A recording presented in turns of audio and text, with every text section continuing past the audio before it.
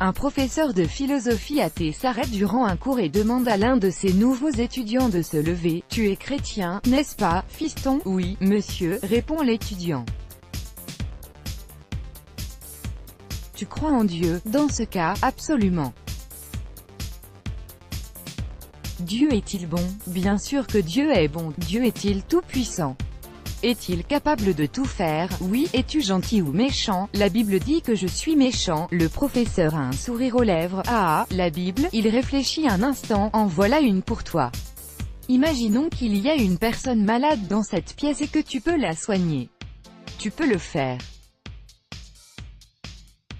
Vas-tu l'aider? Vas-tu essayer? Oui, monsieur, je vais essayer. Tu es donc gentil. Je ne dirais pas ça. Et pourquoi pas?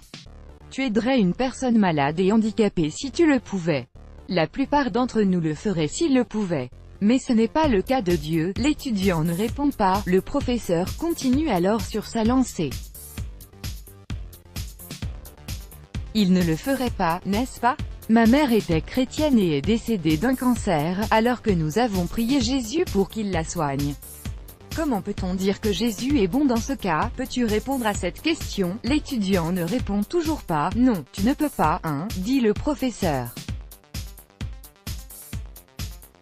Il boit une gorgée d'eau dans un verre posé sur son bureau et donne à l'étudiant un peu de temps pour se relaxer. Recommençons depuis le début, jeune homme.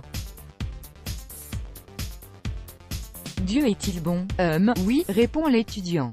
Satan est-il bon? L'étudiant n'hésite pas cette fois-ci. Non. D'où vient Satan? Dans ce cas, l'étudiant fléchit. De Dieu, c'est exact. Dieu a créé Satan, n'est-ce pas? Alors dis-moi, fiston, y a-t-il du mal dans ce monde? Oui, monsieur, le mal est partout autour de nous, n'est-ce pas? Et Dieu a tout créé, nous sommes d'accord? Oui. Alors qui a bien pu créer le mal? Continue le professeur. Si Dieu a tout créé, alors Dieu a créé le mal, puisque le mal existe, et compte tenu du fait que nos actes définissent qui nous sommes, alors Dieu est le mal. Là encore, l'étudiant ne répond pas. Y a-t-il des maladies, de l'immoralité, de la haine, de la laideur? Toutes ces choses terribles existent-elles dans ce monde? L'étudiant répond, contrarié.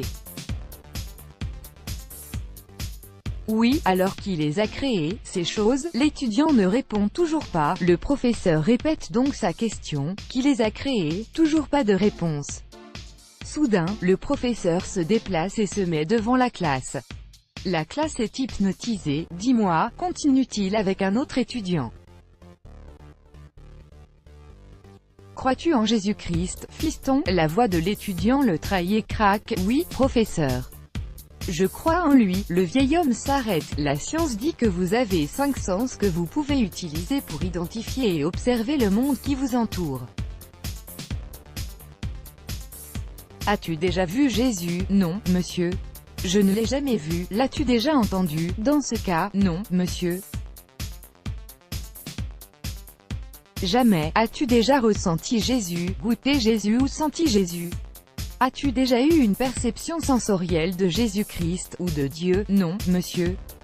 J'ai bien peur que non, et pourtant, tu crois toujours en son existence? Oui, selon les règles du protocole empirique, testable et démontrable, la science affirme que Dieu n'existe pas. Qu'en penses-tu, fiston? Rien, répond l'étudiant, j'ai simplement foi. Oui, la foi, répète le professeur. C'est bien là le problème qu'a la science avec Dieu. Il n'y a aucune preuve, uniquement la foi. L'étudiant reste silencieux pendant un instant, avant de poser lui-même une question. Professeur, la chaleur existe-t-elle? Oui. Et le froid existe-t-il? Lui aussi. Oui, fiston. Le froid existe aussi. Non monsieur, ce n'est pas vrai. Le professeur regarde alors l'étudiant d'un air évidemment intrigué. La classe devient soudainement très silencieuse. L'étudiant commence à s'expliquer. Vous pouvez avoir beaucoup de chaleur, encore plus de chaleur, de la super chaleur, de la méga chaleur, une chaleur illimitée, une chaleur blanche, une petite chaleur ou aucune chaleur, mais nous n'avions rien qui porte le nom de froid. Nous pouvons aller jusqu'à moins 236,5 degrés, ce qui n'est pas chaud, mais nous ne pouvons pas dépasser cette limite. Le froid n'existe pas, car s'il existait, nous pourrions dépasser les moins 236,5 degrés.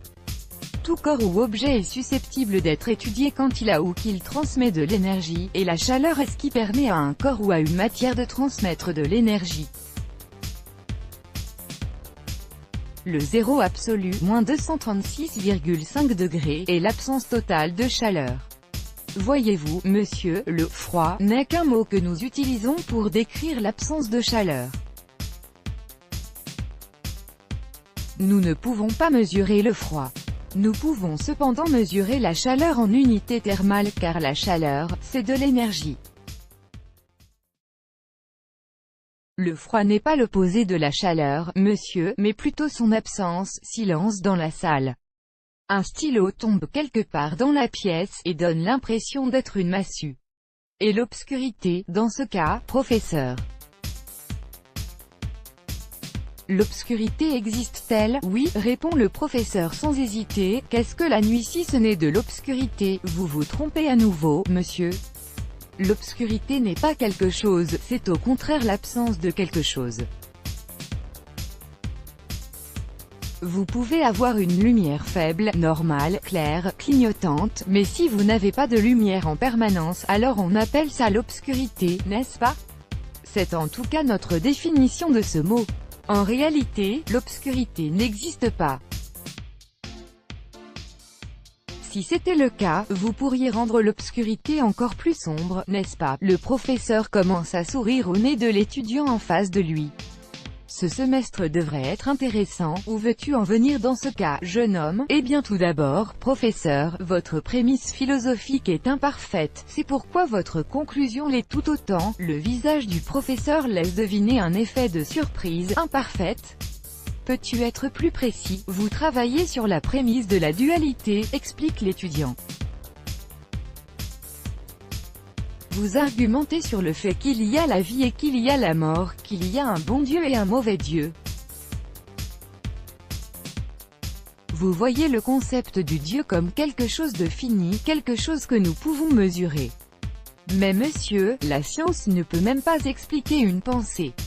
Elle utilise de l'électricité et du magnétisme, mais elle n'a pour autant jamais été vue, ni comprise. Voir la mort comme l'opposé de la vie, c'est ignorer le fait que la mort ne peut exister en tant que chose substantielle. La mort n'est pas le contraire de la vie, mais plutôt l'absence de vie. Alors dites-moi, professeur, enseignez-vous à vos étudiants le fait qu'ils sont l'évolution du singe, si tu parles du processus naturel d'évolution. Jeune homme, alors oui, bien sûr, avez-vous déjà observé l'évolution de vos propres yeux, monsieur? Le professeur commence à secouer la tête tout en souriant toujours, car il comprend où va mener l'argument. Un très bon semestre en perspective, en effet.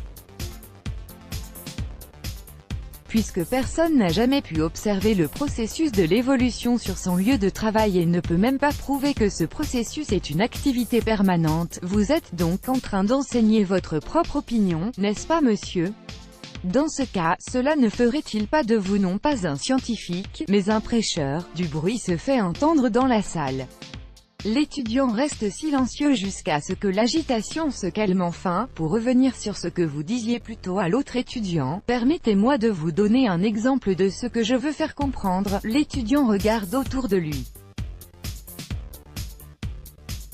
Y a-t-il quelqu'un dans la classe qui a déjà vu le cerveau du professeur? Les élèves de la classe rigolent. Y a-t-il quelqu'un ici qui a déjà entendu, ressenti, touché ou senti le cerveau du professeur? On dirait bien que non. Alors si nous nous basons sur les règles établies du protocole empirique, stable et démontrable, la science nous dit que vous n'avez pas de cerveau, avec tout mon respect, monsieur, donc si la science dit que vous n'avez pas de cerveau, comment pouvons-nous croire ce que vous nous enseignez, monsieur? La salle est maintenant silencieuse.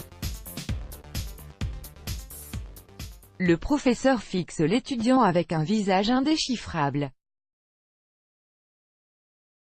Puis, après ce qui semblait être une éternité, le vieil homme répond, « Je suppose que vous allez devoir avoir recours à votre foi. Dans ce cas, vous acceptez donc que la foi existe, et qu'au final, la foi existe avec la vie ?» Poursuit l'étudiant. « Dans ce cas, monsieur, le mal existe-t-il ?» À présent moins sûr de lui, le professeur répond, « Bien sûr que oui.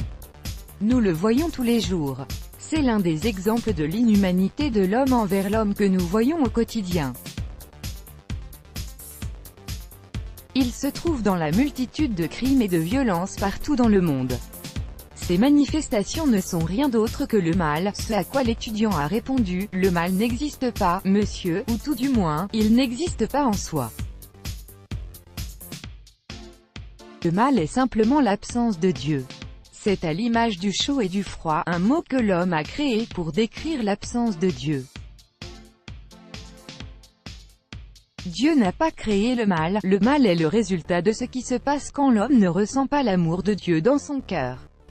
C'est comme le froid qui vient quand il n'y a pas de chaleur, ou l'obscurité qui vient lorsqu'il n'y a pas de lumière. » Le professeur s'est assis. L'étudiant était Albert Einstein. Let's block ADS, why?